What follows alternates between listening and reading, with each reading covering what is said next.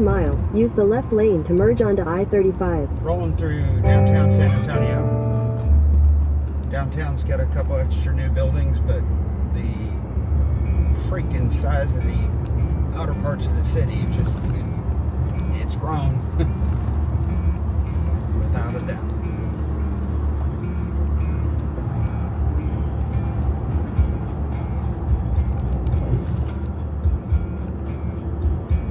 Continue on I-35 for half a mile.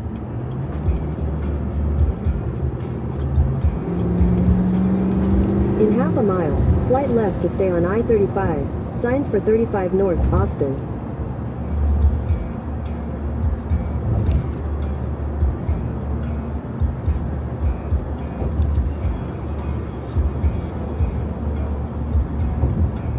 Take the next left to stay on I-35. Signs for 35 North, Austin.